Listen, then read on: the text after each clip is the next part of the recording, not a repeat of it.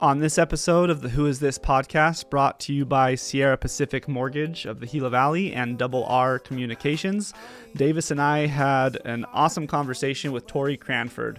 Torey is, she wears a lot of hats. One of those is she currently works at the Eastern Arizona College Small Business Development Center. We talk a lot about that and what that center can do for not only potential business owners and new business owners, but even if you've been a business owner for years, they have a lot to offer over there. So we talk about a lot of the different programs that they do, and what they can do for you. We also talk about her past business ventures. She owned a business called Cakes with TLC, was very successful with that. And we also talk about her role with the Graham County Chamber of Commerce on the board of directors as the president. So she does quite a bit. We really appreciate the time that she took to come and talk with us, and we hope you enjoy the conversation. So let's talk about that. So first, Torey Cranford, welcome to the Who Is This podcast. Thank you. Excited for this one. Yeah. Oh, good. We're excited to chat with you. I'm excited for most, but especially for this. I've been watching, and you guys have had some great people on. You know, I mean, we know a lot of them in our circles, but to kind of dive deeper into them is pretty cool. To get to know everybody individually. That's the whole point of the podcast. I like it. Is to get to know the names you hear around town. To get to peel back some layers and learn more about them. Yeah. Do you know what I just realized? Because we just had Taylor on, and her episode, I think, is coming out tomorrow. We never talked about her being Small Business Woman of the Year. Oh, yeah. That never came up when we were talking about her business. But so shout out to Taylor for not tooting her own horn. She should have. She's extremely modest about it. Yeah. But very I mean, humble. The SBDC facilitates Small Business Woman of the Year, Mm-hmm. but we don't vote on who it is. We ask for committees.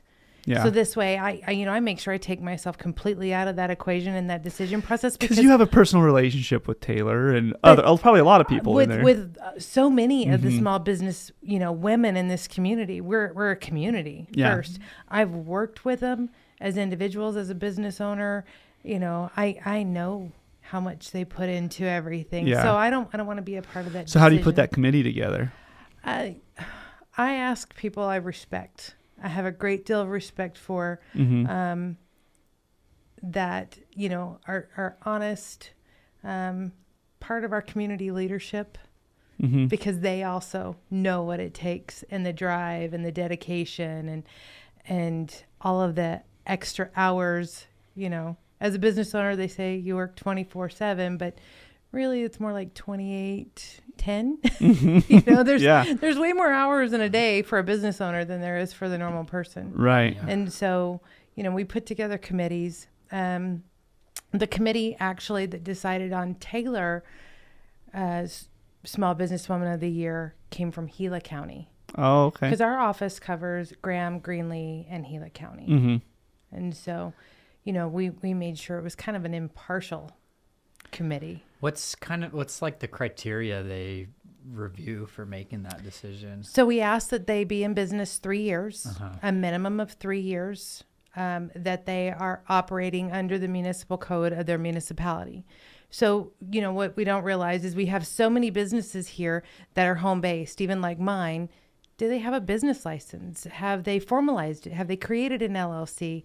There's things to differentiate if it's a hobby or a business. Right. Mm-hmm. And, somebody says, I made money. Now I'm a business. But are you really? Mm-hmm. Are you keeping all of that separate? Is your business and your hobby, are you one and the same, or is it separate? Is it a business? Right. Business owners will tell you, yes, they're a business, or no, they're just a hobby. Right. So we do ask for that. And then, nonprofits are not allowed on this. This is for business owners. I'm trying to think of all the criteria. I just looked at that recently, And too. so we kind of jumped right into it, and we know what we're talking about for people that are listening in. So what exactly are we talking about? The Small Business Woman of the Year. So that Charmaine Chittister, when she was a business analyst at the Small Business Development Center at EA, she started this program. Okay. I was very lucky to have been nominated 4 times for Small Business Woman of the Year through my business. Who submits those nominations? You can submit, you can self-nominate, which I do recommend totally, because who knows all the things you do other than yourself. Right. But the problem is, or women, we try to be modest and not toot our own horn. And it took me a long time to be able to say, I have done this and I have done that and I have done that. You have to do it yourself because nobody realizes all the little things you do. Like I was saying, we look at how many years you've been in business. Are you in business up to your municipal codes? Do you have a business license? If you're a product-based business, are you charging sales tax? You know, if you're a service-based business, you don't have to. What's your community involvement through your business? What's your community involvement as an individual? You know, that's all. Which that's where Taylor really shines. I mean, and I think that's other what aspects set her as well, apart. but she's very involved. Yeah. Yeah, I think that's what really set her apart last year is her community involvement, but also she shows that to her girls at Gila Cheer. She teaches them how to be volunteers, and that's so huge for that generation. Yeah. Because if they're not taught, they just don't know. And so she's not only supporting her community, she is helping us raise future supporters, future volunteers too. Yeah, that's awesome. So when somebody is nominated, whether it be by somebody else or self-nominated, is there like a form that they fill out that goes over all their accomplishment? Okay. And that's how they judge. Yeah. Okay. We send out, we have links and everything, and they can go into the nomination form. I review them, and I will locally call and, verify certain things like the business license and all of that. And then we do contact the nominee and interview them. And, last year at first I was calling them and interviewing them on the phone, and I thought, well, here, let me send you a questionnaire, because sometimes when you have a chance to sit and think about the answers first, you can, other than getting off the phone and going, oh, I forgot to tell him I do this. Yeah, people aren't always good on the spot, and so sometimes I could see how that might not give a super accurate representation as far as what they've accomplished, just because they weren't good at answering a phone call and being able to just come out and say it right there. Well, and one of the things too we look at is, challenges that you've gone through in your business. Well, now we're 5 years out from COVID, but the big thing, when I came to the SBDC and we decided to bring it back, was surviving COVID. Well, we've all survived COVID now, and so that can't always play into how we went through those challenges. Right. But what other challenges? We have women who have battled cancer and nobody knew. Yeah. And they kept running their business. Wow. You still saw them at work every day. They were still raising their family. They were going through chemo treatments. Holy cow. That's huge. Yeah. Yeah. Just different financial struggles, but still finding a way to pivot and push through. So reading about it, I cry. I'm sure you hear a lot of, and it makes me look at everybody differently too. Not in a bad way, just with so much more admiration. Yeah. Do you kind of, sift through? Do you get a lot more nominations that are actually going to the committee? Yes. You kind of have to go through. We narrow it down to our top 10 per county. How many nominations do you usually get? Last year we had over 90. Wow. Holy cow. Yeah. And that was multiple for some of the same people. Oh, yeah. But over 90 individual nominations that came through that we had to read through all of them and put them together, which was great. To get more than one nomination for a person gives you more information, because this person might not realize what this person wrote. Right. And if one person's getting 10 nominations, that might be a good indication that they should probably be in the top 10, to go to the committee. Yeah. 90 though, that's crazy. You don't even think that there's that many. It's so crazy how many businesses are out there that I don't even know about. it's amazing. We have so many home-based businesses in our community, which I love. Yeah. And they are legitimate home-based businesses. They're accomplishing big things. It's, I worked from a home-based studio for 14 years. So let's talk about that. Ooh. So this is the cakes, right? Cakes with TLC. Cakes with TLC. So We were just saying she's got such fortunate initials to Yeah, it was my to name. name a business, right? yeah. Oh, what's the ELF stand for? Lee. Lee. Okay. Well, that's a good name. That's a really good name. So how did that start? And tell us a story. Yeah. It's a story within a story within a story. When I was 18, I actually moved to Vegas and started working in a tea room.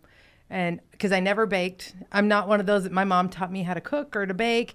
She'll tell you that I used to go and hide with a book when it came to cooking or doing anything like that. But I started working in this tea room, and the owner taught me how to bake because she used to travel. Uh-huh.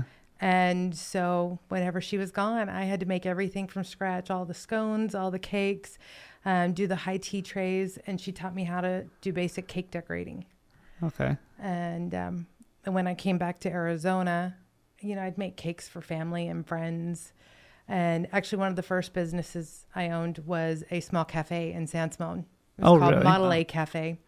My mom and I had it for about 4 years until my son was born. And then, you can't work at a... He had other plans. I can't do that with a newborn and all Yeah. that. But, and so I would, bake for people in the community in San Simone. I'd make cakes for them and graduation cakes. Okay. But it was actually a few years later, as my kids were getting older and I was homeschooling them. We were over here all the time from San Simone for karate and for scouts and activities, and making cakes for people in karate was gas money. And it just kind of blew up. I joke that it was kind of a hobby that went wild, but it just, can I tell my friend about you? My friend needs a cake. And I had built up word of mouth before we even moved to Safford. Mm-hmm. That's awesome. So That's the best way to do business. I mean, Yeah. you're not even having to spend money on marketing or anything yet. Facebook wasn't a thing then when Yeah. I started. It, all you did on Facebook back then was probably play Farmville at the time. You didn't get on there and market yourself Right. or network and join groups or do anything like that. Yeah. You just played in the farms all day. That, and do you remember Facebook? The golden age of Facebook, I call it. Do you remember I had a MySpace and it was transitioning into Facebook. when Facebook first came out? Didn't they do something where like you would vote on this person or this person? Yeah, that's what That's- it. Do you remember that? To When- vote for people? I remember It would be poking like, them. You could like it would come across like two people you can that I still knew. poke people, by the way. Two Okay. people that I knew, and it'd be like who's funnier or whatever, and you would vote on who's funnier. And all these, it's terrible, really, if you think about it. My God, But it's I going to give remember you, you could have your- PTSD from your high Yeah. school yearbook days. Yeah. Or you had your top 10 friends. Yeah. That was like a published list. Like, Yeah. here are my top 10 friends. It was part of your profile. Yeah, it's come a long way. Yeah. Facebook's come a long way. think Now it's I like think your top it's, 10 stalking profiles. I think it's Yeah. devolved. I love that. Davis loves judging people. I've always known that about him. Go back and look at some of your old Facebook statuses, man. You'll never cringe as I hard as do check my memories every morning just to, because it wasn't a thing when I had newborn babies, and I wish it was. So now to go back and see it, my kids, when they were younger and the things that they would say and do, and I'm like, oh, Yeah, I miss it. those memories will either make you feel Yeah. great or make you feel really terrible about yourself. I can always tell, like, right around the time I broke up with a girl because I was peacocking on Facebook. Oh yeah. I have some questionable parenting posts, but Yeah. now I'm a grandmother, so I'll learn from them and move on. Yeah. Your kids can learn. It's like a journal. I do send them screenshots some days. Look at this one now. My big thing was the last day of school. I've seen parents, Taylor is one. She had like a whole basket of squirt guns and all this for her girls on their front porch for the last day of school. No, I bought cleaning supplies. Yeah. My kids would come home and I'm like, I got you something for the last day of school. is it a new mop? Go squirt the windows. Yeah. I'm like, yes. Yeah. Here's a new vacuum cleaner. Like, that's when I got new cleaning supplies was the last day of school. That's awesome. But Anyways, got off track. I know, but back to cakes. But yeah, so that's great that you're running a good business or you have a good product when your customers do your marketing when for you're you. busy because of word of mouth. Yeah. And it was great because I hear all the time too, being new in the Gila Valley, it takes so long to get established and for people to know you or for people to accept you. Mm-hmm. And I don't feel like I ever had that problem. I feel like I was welcomed and accepted right away. And, people were reaching out to me for cakes all the time from the communities. So it was, when people tell me how hard it is, I'm like, but no, I don't know. Maybe your product's not very good. Sometimes I wonder it's just how hard you're trying. I think there's a lot of that. To get out there.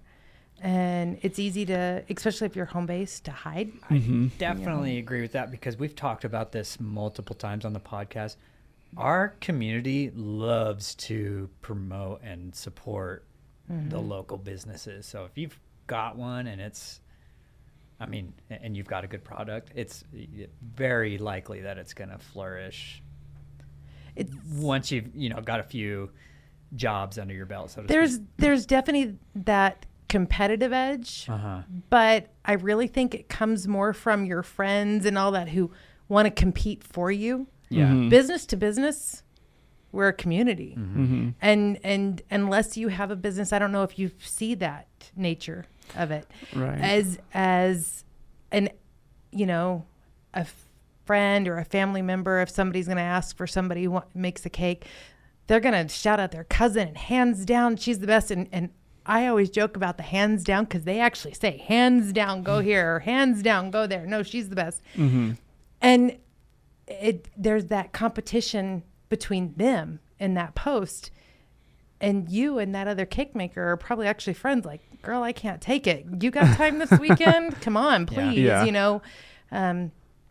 It was one thing. If I was booked, I would give you at least 3 recommendations. Yeah. Because, just because I can't do it doesn't mean you have to go to Walmart. Right. There are other people in this community who bake and decorate and do things. And I would try to give those recommendations based on what they were asking too. Yeah. Your cousin and your auntie might think you can do a 4-tier structured cake and with all of this crafty work on there, and you're barely good at doing a sheet cake that's level. But, otherwise, business to business, I think we're a community. Yeah. So were you always doing that at your house? Did you ever have like a storefront or anything? I've always, so I was telling you my funny story of when I started in my house, my oven didn't work and I actually baked cakes in my roasting pan. And and then we moved to Safford and I had a kitchen with an oven. And then it grew to a kitchen with 2 ovens and so many refrigerators and stainless steel work tables, and what was the carport on my house had been built off into a private studio. Gotcha. And I stayed that way. Okay. At one point, I thought about going brick and mortar, and I took the Dream Builder program through the SVDC to business plan it all out and look at all the financials, and I was like, yeah, no, I'm good where I'm at. Right. Yeah, it's expensive going that way. Yeah. I feel like any business that you can work from home, it's a huge leap to go brick and mortar. Saving all of that overhead and, the loan, the capital that I would need to buy ovens and build out, because there's no ready-made space here in our community right, for a bakery. There just isn't. So turns out there's no ready-made space for a mortgage company. We've learned you guys are still doing the build. We just went through all that. There's nothing. And then to add all of that equity into somebody else's space. Yeah, exactly.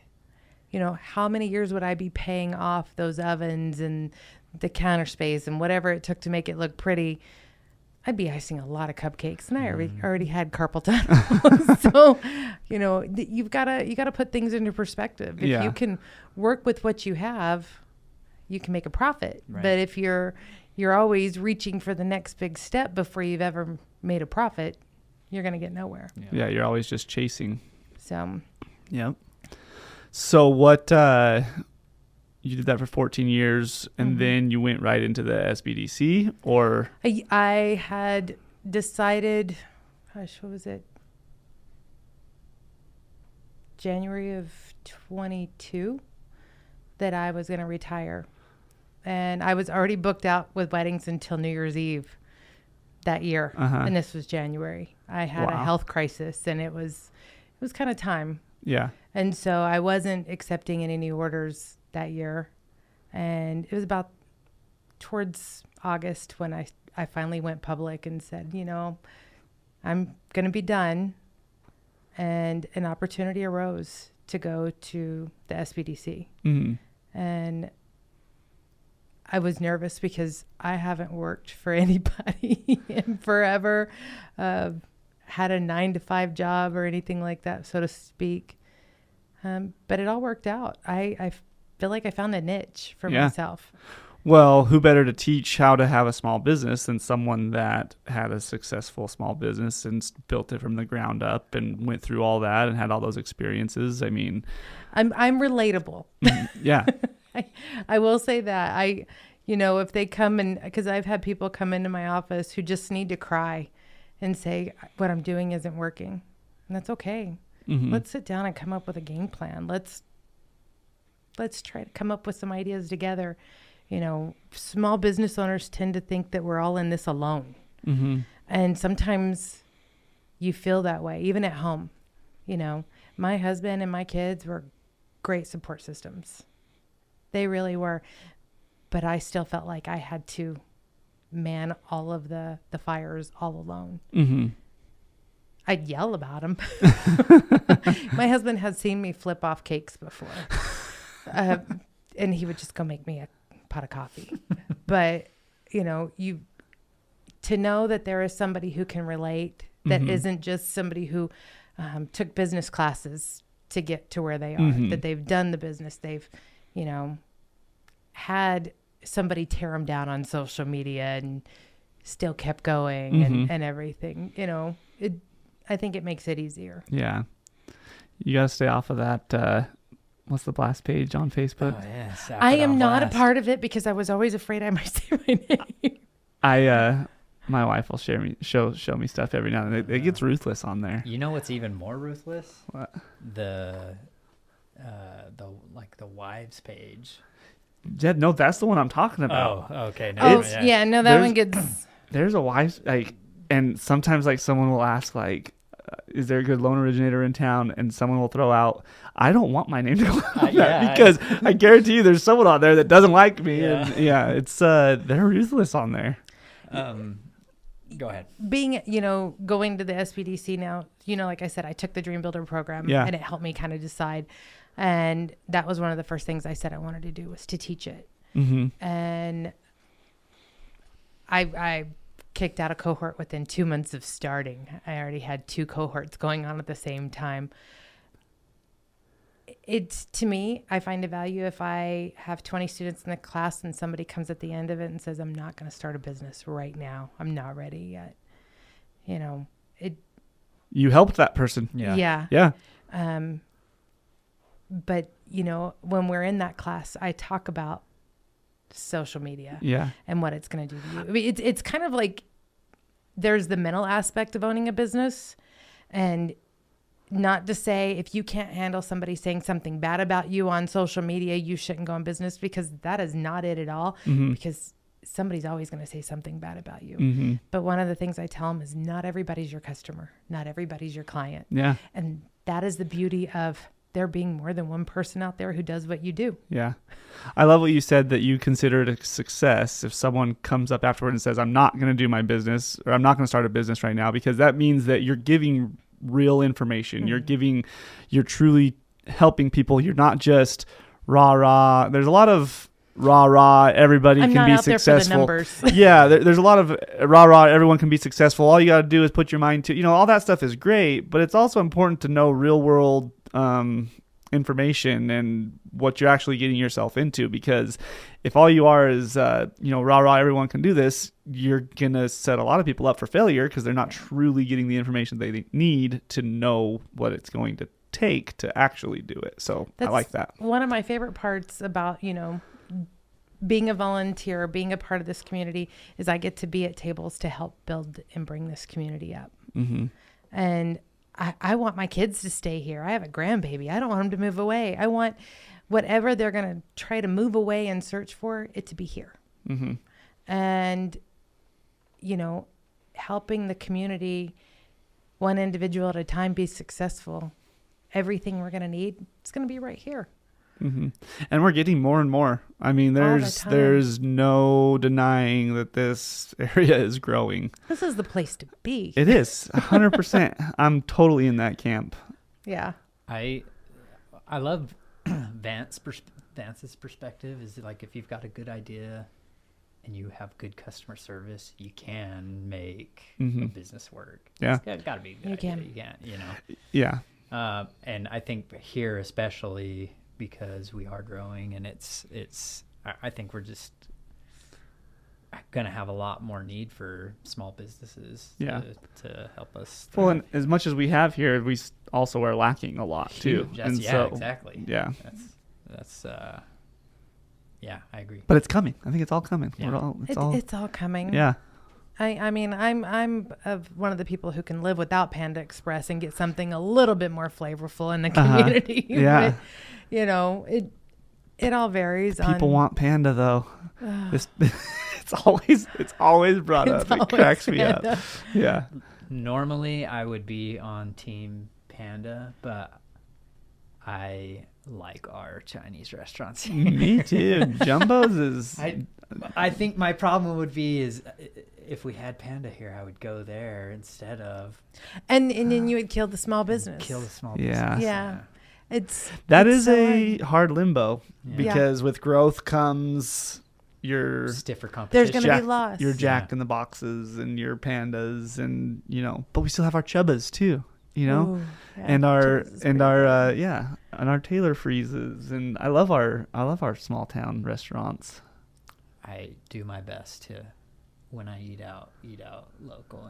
Yeah. I order lunch for Safford Rotary every week, and I make sure that wherever we get is only local. We don't eat any fast foods, any of the bigger chains. We only eat from the local restaurants here. So what, you order lunch for the Rotary? So what is your position with the Rotary? I'm the secretary. So I didn't know that. For Safford Rotary. I didn't know that. I should have known that. But well, yeah. I mean, I have a few. I'm chamber board president this year, secretary for Safford Rotary, and I'm also on the board for Nathaniel's Childhood Cancer Foundation. Wow.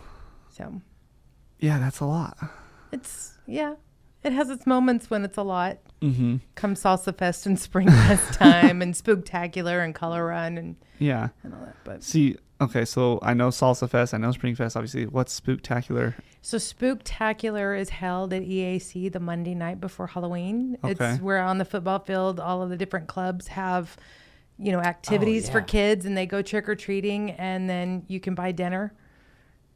Usually burritos or whatever. I didn't know that event even existed. It's huge. Yes. All the money, it's put on through Nathaniel's Childhood Cancer Foundation, and all of the money, the proceeds go to a local family who has a child battling cancer. Wow. And then we have the Color Run in February along with the STEM Festival at EAC. And again, all of the proceeds on that activity go to a local family. Wow. That's battling cancer.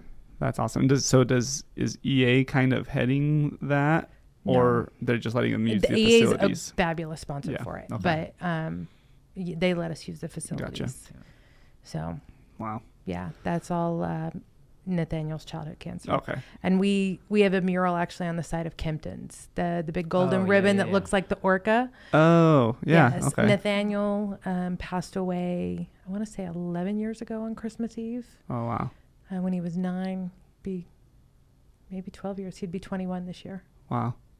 And he had osteosarcoma, a bone cancer, lost his arm, and he always carried his stuffed orca around. And so that's the logo. Gotcha. His mom and dad started the foundation. Okay. What are their names? Steven and Christiana Mangera. Okay. Yeah. They moved about 2 years ago, but we still do all the activities here locally and That's everything. awesome. So Wow. See, I've never even heard about that one before. our foundation provides gaming systems to kids battling that are in isolation. Oh, wow. And then we do warrior packs, which is the gaming system, books, some stuffed animals, and then we have protector packs for their siblings that has cool. some things in it too. Wow. And then recently Christiana has started purchasing like smaller switches for siblings who are actually donating bone marrow or whatever that's in the hospital with their sibling. Holy cow. Yep. So not apart from the events that you do, like if somebody wanted to support that foundation, like who would they reach out to? They could go to our website, Yeah. Nathaniel's Childhood Cancer Foundation.org. Cool. And is all those kids are here in the Gila Valley that it's going to, or The families that we give yeah. big sums from all of our activities all live here in the Gila Valley. Wow. So yeah, and with that golden ribbon on the side of Kempton's, you can see a lot of our local warriors who have battled cancer. Some we've lost, and some are doing amazing. So Wow. all those kids' names are up there. That's awesome. I had no idea. Me either. I knew there was an event because I live on I used to live on Stadium Avenue, and I would always see around that time. All the kids. No idea what was Well, going on. now you better bring your kids I come know. Halloween, and Yeah. then you can run or walk. It depends, Yeah. for the color run. It's fun because when you cross the finish line, you go through a memorial and it's posters of all of our local kids. Oh, that's So cool. you can read their stories and their journeys, Wow. and you can see. And of course, we've always got kids there spraying you with color because it's a color run, Right. Yeah. So lots of fun stuff all the time. That's awesome. How long have you been on the chamber board? This is my 6th year. So Okay. this is our board terms out at 6 years. So this is my 6th year. Yeah. That's a long time. I know when Vance asked me to join the board, and then I said yes and I got voted on by the members of the chamber. And I think that was the last year they did it that way. And then I said, wait, how long is this term? And he said 3 years. And I thought, oh, that's so long. And I actually did my first 3 years as events chair. Okay. So yeah, So you got real familiar with very familiar with events. all that stuff. Yeah. So next year when I come off the board, I will be the events chair again. Yeah. The chamber's awesome. Vance is awesome. He's doing a really good job over there. I mean, I look at it from my perspective of like when we're voting and stuff, I'm usually like, well, what does Vance think? That's usually, but I mean, you've also got the perspective of as a business owner. Yeah. Because that's what the chamber's there for, is to protect our businesses and to help build the community for the businesses moving forward. And my first year, I think I sat and listened a lot. Reed, Von Grant, Laura Tolman from CMI around the board, Casey Titus from Harrelson's, and just listening to them and feeling a bit overwhelmed and kind of small. Like, what am I doing here? I'm still in that stage. Like, what am I doing here? Why did they ask me for this? I just make cakes at home. Come on. But I mean, they've taught me a lot. Yeah. And, trying to find that value in chamber membership, part of it is that networking. Getting out there, meeting other business owners, learning from them. It's the only way to grow your business. You can't just think I'm going to market on social media and everybody's going to know who I am. And you need to get out and network. You need to get out and grow your business. You have to make yourself small town famous, so to speak, So that way when you're in the grocery store, people know who you are. Yeah. Put yourself on a billboard. It's down now. Did you notice that? Yeah. I Finally. I haven't left my house in 5. This is my first day out of my house in 5 days. Yeah. We've had a billboard from our old company that our faces were still up, and For the last 6 months. for the last we've 6 months. been on our own, and I guess 8 months now. Yeah. I'll check it out on my way home. Yeah. The one south of town is still up, but the That's one by that's the one I see. gotcha. Yeah, that south of town. one's still up. Me and Davis are still on that one, but it's funny because I'll have to show my daughter because she's kind of bummed. I think that will always be like the highest I'll ever be viewed in Yeah. my daughter's eyes is that I was on a billboard. So they're bummed when this one in town got pulled down. See, and I think my kids are happy now that I'm not the cake lady, but yet I'm still the cake lady. Uh-huh. My son was at work talking to some guy, and when he said his last name, he's like, "Who's your mom?" And when Nick said Torey, he says, "Oh, the cake lady's your mom." I haven't been the cake lady in 2.5 years, but I'm still the cake lady. Uh-huh. 2.5 years is pretty fresh, though. I figured I would have been forgotten. You know, that fear of being forgotten so fast. Yeah. I thought I would have been forgotten. And we went up to FMI up in Morenci one day in the office, and I told him my name, and she goes, "Oh, you're the cake lady." Like, Do you still have people contact you from time to time asking do you still do cakes from time to time? I got a text this weekend, actually, and I told him, "I'm sorry, I've been out of business a little over 2 years, but I can give you referrals." Uh-huh. And they were like, "I'm really sad to hear that." Yeah. I thought, wow, you know, but you didn't want to order cakes for me the last 2.5 years, or you would have known this already. Did you ever consider, because obviously you built a brand, did you ever consider selling the business? Because it was Cakes with TLC, and that's my name. I just felt like that was the hard part about even trying to get help. Yeah. Was I felt like I was selling that I was the one doing all the work. Yeah. And that was a part of the brand. Yeah. So I didn't. I did just recently dissolve my LLC. And that was a little painful. I'm not going to lie. Like when I got the articles of termination, I cried. And when I told my husband, he was like, "Yeah. Really? That's your response?" He assumed I'd already done it and didn't see the big deal and didn't know. I'm like, I kind of hit him. Yeah. Not in a domestic violent kind of way, but just kind of, hey.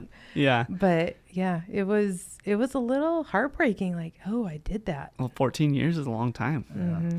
So what does that mean, dissolve the LLC? Obviously, it means that it's not active anymore. But why did you wait as long as you did? Because obviously he thought that you already did it. Part of me was like, I'm holding on to my name. Nobody in the state of Arizona can be Cakes with TLC.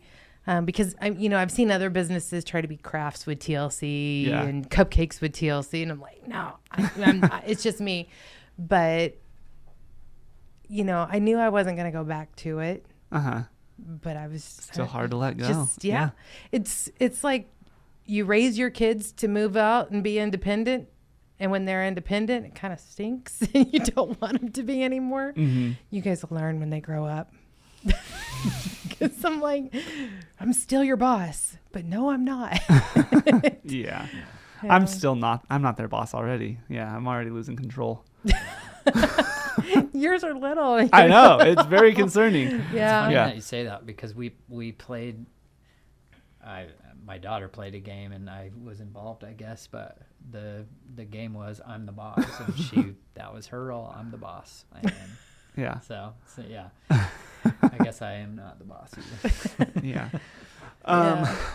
So let's talk about the SBDC a little bit more. So what exactly, if I'm wanting to start a business, what does the SBDC do for me? So how can I use them to? I think what people don't realize is our services are no cost, which is crazy. So yeah, we don't, we're there on a grant. So our services are no cost, but what we're there is I'm a coach, basically. I'm here to help coach you through the processes and kind of give you guidance. What type of business structure is probably recommended for your business? If you're just making T-shirts at home, do you really need an LLC? Probably not. There's not a whole lot of liability in that. But if you're looking for maybe tax deductions and using all those expenses as write-offs, then maybe you do want an LLC, because as a sole proprietorship or an individual, you're not going to get them. Yeah. So, we go over that. If you've got a business and you are needing a loan, we've got templates and tools to help you write a business plan. I'm not going to write it for you. Mm-hmm. You know your business, not me. You need to write it. It's part of doing the work for your business. And you're helping people one-on-one, or is it like a class or group setting? Or? So we counsel individually, one-on-one, and everything we talk about in our office is confidential. So we don't discuss our clients or anything outside. But I also teach a program called Dream Builder. And I think I just finished in 2.5 years my 8th cohort of Dream Builder. And it goes for about 10 to 11 weeks. And we go over different aspects of writing a business plan, understanding your financials. A lot of people don't understand what a profit and loss statement is, or a cash flow, or a balance sheet, and that they are necessary, especially when you're trying to access capital. Mm-hmm. They don't know how to financially forecast, or even how to price their products correctly. Mm-hmm. That is huge, especially for a lot of our smaller businesses. The idea of adding labor, if you're a solopreneur, into the product. Oh, I don't pay myself. Yeah, you need to. And that kind of the whole point. Yeah. It's not just, in my case, cost of ingredients and my time. Well, there's my utilities, there's my insurance, there's all of that overhead that you have. Even if you're working at home, you still have overhead that people leave out.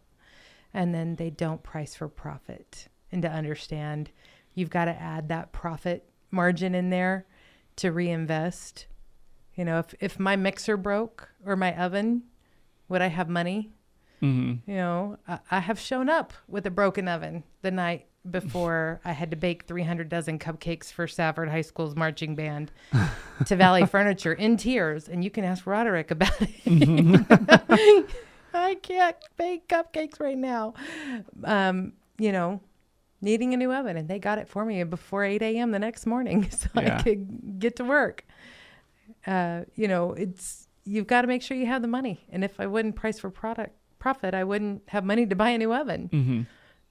So it's, understanding all that. And we go through that in the Dream Builder program and we discuss it. Before I even have them start on their mission or their business plan, I have them write a mission statement for their business. Mm-hmm. And we talk about your why. I watched, as you guys were talking with Royce, and she was talking about her why. I love it because everything circles back to, why are you even doing this? Mm-hmm. Why do you want to do this? Was it a problem you saw in the community and you want to solve it? Or is it just because you have a passion? Why? And come up with a mission for it. Mm-hmm. What's going to set your business apart from the other person who makes cakes just like me or whatever? Mm-hmm.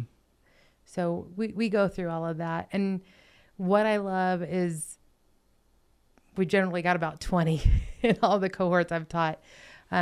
They start networking with one another. They start becoming their own little community in the classroom and offering each other advice and offering each other support.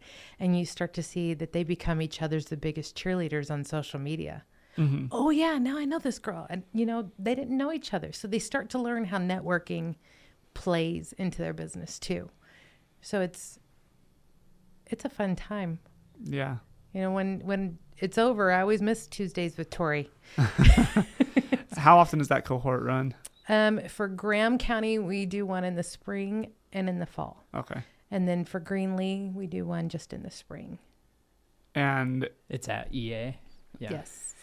How do they apply to be part of that? They just register through our website just online. on EA's website. Mm-hmm. And do you have to come with like a business idea, or is it for anybody that wants to come just learn No, about starting a I've had a business? couple people who've come with like several ideas. Mm-hmm. And through it, they narrow it down to the one that, this one actually, I can do. I know I can make money from. There's people who come that are already in business or been in business for many years. When I did it, I'd been in business for 9 years. Mm-hmm. Royce was in my cohort. She'd been in business already. A lot of us had. But we tend to get in business and just start doing what we're doing, and we quit learning. Mm-hmm. And so that's nice too, is if you're in business, you need to realize that you're still always learning. It's the only way you're going to move forward or scale. Yep. And then there are those that want to close their business but don't know how, and they take it. And then they find if it can be sold. If they've branded it well enough, can they sell it? Or do they just close the doors quietly and nobody ever knows? Or, That's interesting. Are there any notable businesses that have emerged from those classes that you would? For the most part, I usually can't say, but one very notable business that went from about to shut its doors to opening a second location is Mi Casa Tortillas through the program. Yeah. And Elsa is absolutely amazing, taking the opportunity to learn and phenomenally going with it and doing everything. And the last cohorts I did in Graham and Greenlee, she sent her employees to participate. Yeah. And that's one, Mikasa's been in business for years too. Yeah. So that's a testament as you don't have to be a brand new, even if you've been doing business, you have something, there's still something to learn. But it was, it was getting to the point where we all saw the posting, they were going to have to close their doors and everything. So to go from that to keeping them open and then opening that second actual location up in Morenci or in Clifton has been huge for her. Yeah. And I love the investment in her employees. Even if they want to start their own business, she, wants to cheer them on, but also for an employee to understand what it's like to be a business owner is huge because, I don't see there's the onboarding that used to be when we were kids or when I was a kid. When you started at McDonald's, you had at least 3 days of watching videos and training. Right. And now it's like, well, you know how to wait on a table, right? Okay, you're hired. Go. Yeah. Go do it. And then we're complaining about customer service. Nobody ever taught them. Mm-hmm. So, to invest in your employees, to onboard them correctly so that way they can follow through with your mission of why you're in business is huge. Yeah. So. That's a good point. Right. Like, wheels are turning right now for me. Davis is in the camp of always going on to the next thing. He's always trying to do something else. Full of ideas, but never. Well, dude, let's just focus on mortgages, right? Well, and that's one thing I see too is I get somebody comes in and they've got 3 or 4 different business ideas and they want to do them all at the same time. Yeah. Focus on one thing and get it really well, then start adding and branching out. Mm-hmm. But if you can't do one thing really well, if I can't make one cake flavor really well, then why am I going to go and try to make another? Right. Yeah. If I can't ice this cake really well, why am I going to go try to do something structured? Right. And that's hard. There were a lot of cakes I had to turn down in the beginning because I was just like, I cannot do that. Yeah. And by the end of it, I was like, oh, yeah, I can do that. And my husband would get somebody, why'd you say you could do that? Yeah. I was going to ask you, so are you in the middle of a cohort right now? Or we're, so right now this summer we have 2 programs going on, a pitch program for youth. It's a week long. It'll be June 30th to July 3rd. And that's called YEET, Youth Entrepreneur Excellence Training. Mm-hmm. And they will learn about business structure, learn how to speak, create that elevator pitch, and sell themselves on a business. And they have to create a video, like a 60 to 90 second video.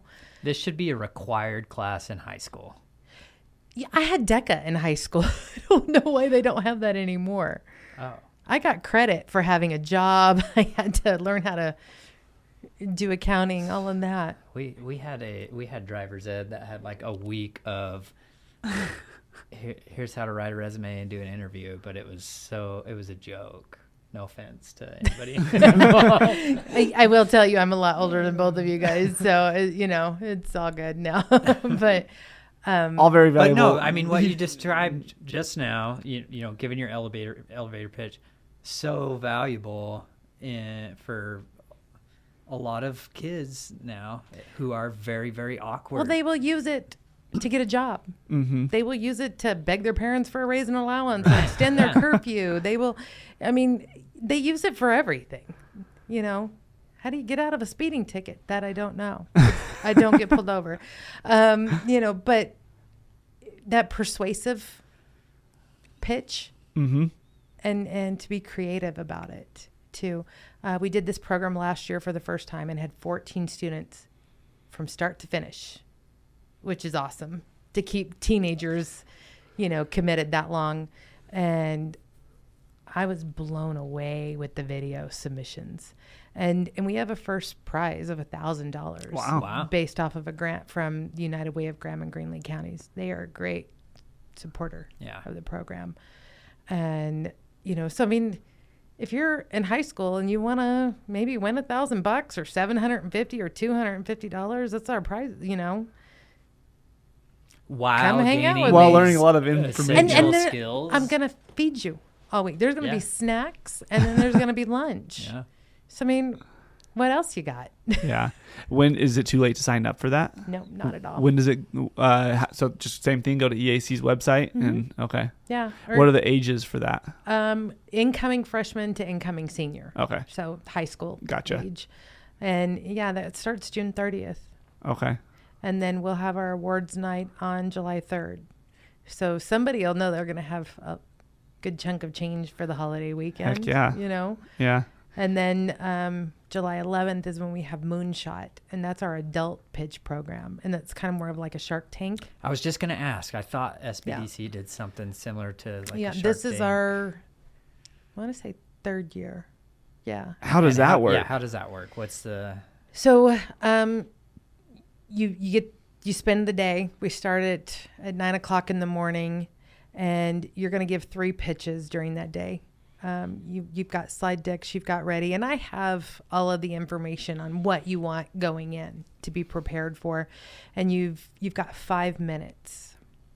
And who are they presenting to? A panel of judges. So 2 come from Moonshot, Kirsten and Scott Hathcock. Moonshot is a nonprofit out of Flagstaff that helps with entrepreneurship. Usually we've had Robert Theobald, who is the state small business ombudsman from the Arizona Commerce Authority. We've had Brandy Szymanski. She is a commercial lender from Community Investment Corporation out of Tucson. We've had Hannah Colvin, and she is the project manager for Dream Builder out of Thunderbird at ASU. And then, you know, myself, I'll be there as a mentor. And so you get up and you give your first pitch, and those judges actually are there to help you. Mm-hmm. They're not there just to judge you. They're there to help you. And they'll give you ideas, different ways of refining your pitch and really hitting on what you need to really focus in on during it. And so usually I sit there with my laptop and take notes as they're saying it and email it to you, because you're going to sit down like a deer in headlights and go, I don't know what they just said. Like, oh my God. So then you can go on and start working on that. And then you get up around lunchtime and do it a second time. And they'll give you some more tips. And then at the end of the day, there's that third and final pitch. That's when it has to be 5 minutes. Because there's a big obnoxious clock in the back of the room that's beep, beep, you know, like Mario Kart going off. And that third and final pitch, you know, you give it, do the best you can, and then they judge. And we have monetary prizes here locally, but whoever wins the pitch competition here for first place gets to move on. And this year it's October in Prescott. And so they'll get their night, their room and everything paid to go up there and pitch in the final pitch competition with the other, I want to say 13, 14 other stops that they have this year, for a chance to win $10,000 Wow, that's what I was gonna for their ask. business. And then there's also a crowd favorite of $5,000. That's awesome. So with those final pitches, like at the next level, can people come and like watch those pitches? They sell tickets. They do sell tickets. Yeah. That's cool. They sell tickets, which is nice. And we've gone the last 2 years. It's always fun. It's so amazing to hear all these different businesses get up and talk. And I mean, there's no right or wrong type of business to do this. Last year, there was a mother and daughter lemonade stand, that participated, all the way to tech companies. So, Wow. Our winner from here he has his product actually in Gila Outdoor, and he has created a shroud to go over your spotting scopes. Oh, yeah. And he even created his own camouflage pattern. And so through Moonshot, to all of our participants, up to 10, get access into a program called Constellations, and it's kind of an entrepreneur training program that they get for the next year. And that's like awesome. It's got a several $1,000 value. I can't remember off the top of my head the value of that program. But also, I mean, they've got access to Stitch Lab. I know Matt was given access to Stitch Lab, and he was already utilizing them to create his product. And that's out of Tucson to produce it. You can get help from a patent attorney that they have on staff at Moonshot. So it's not, I tell everybody, don't just do it for the money. Do it for the experience, the education that you could possibly receive, and the networking. Yeah, because that's where the real value is at. It's always like, I know a guy who knows a guy who knows a guy. $10,000 now is great, but it only lasts in a business. How long does what did you spend that on? Maybe part of the signage for the new building? But yeah. I mean, the value is all the money is making your business grow. Like that's why we're here. That's a lot more. That's worth a lot more than $10,000. But in the education where, somebody might be able to like, hey, this is going to help you long-term goals. Yeah. You're going to make, how many tens of thousands of dollars long-term. Exactly. So it's, that's the really neat thing. I love listening to the mentors and, the judges give advice, like focusing on this. Yeah. So how valuable. Yeah. That would be a lot of fun. Yeah. Come do it. Said my wheels are turning. I'm like, why haven't I done this? I need a good idea though. you got plenty of them. Yeah. I mean, you're always getting money for other people. How do you get it for yourself? Good point. Yeah. Well, awesome. Is there anything else that you want to plug or talk about while you're here? Anything else coming up? There's always so many things coming up. Yeah. Well, okay. So do you have is that information on the website as well? Like, do you have a calendar that has on the website? And we always put everything on the calendar of events for the chamber too. Yeah. Said, well, the chamber's always got to plug the chamber. Chamber's a great partner for any business owner. They don't realize it, but I mean, you were the one who came in on the board and was like, what's the value in membership? And it was great because it made us really put it into writing, because unless you see it into writing, you don't know. But and I think that by putting into writing, people have to use it to see the value too, though. But by having it in writing, they're like, okay, so this is what it is. I'll try it out. And then they start to really see it. And it's up to them, though, to use it. Yep. Vance and Kay, none of us on the board, we're not going to chase them down and be like, hey, you get this benefit with your membership. You want to use it today or you want to use it next week? It's up to you. And talking about value and what the chamber does, the easiest thing for me to tangible value is if you're on the chamber, you can go on to David Bell's radio show on Friday, and that's great exposure. So that is tangible benefit right there just by being a member of the chamber. Getting your logo and a phone number to get a hold of you on the marquee. And I think people like to see that, say, okay, that's the value. But where the real value is going to these events, going to these networking, the mixers that they put on and building those relationships. That value, it's more valuable in my opinion, but it's not as tangible. I think one of the things, and I get this a lot, before going to the SBDC, and like I said, joining the chamber board, I felt really small and like, why am I here? And then I did Gila Valley leadership, and here I'm on the leadership cohort with Kim Gifford and Eric Bejarano and Kevin Peck and people from the city of Safford, and I'm like, made cakes at home. Why am I here with these people? Because in my head, they were larger in life. And here I'm like just this small little business, you know. I think one of the things I try to teach small business owners is you're doing something big for yourself. Mm-hmm. You're doing something big for your community. You're doing something huge for your family. Mm-hmm. And to not feel that small. But, you know, understanding when somebody says, well, what do you do? Don't go, oh, well, I just run my own business. No, I am the owner. I own Cakes with TLC, you know, and say it loud and proud, because why not? Yep. You know, and go to the mixers. And again, own it, own who you are, be proud of your business that you have created and that you're building. Don't feel small and insignificant, because, I mean, small business is only just a definition, you know, by the federal government, really, right? Yeah. There's no such thing as a small business, because, I mean, you're doing big things. Right. I love that. Yep. What a great note to. Yeah. I think that's a great way to end it. Yeah. Yeah. Unless you have anything else. Nope. Okay. We're good. Well, awesome, Torey. Thanks for your time, and we'll. Thank you for having me. Yeah. This was fun. It's been a long time coming. So yeah, I know. That's our fault, but it's it was a lot of fun. Well, thank you. All right. Thanks, Torey. Yeah, thank you. Like Gucci.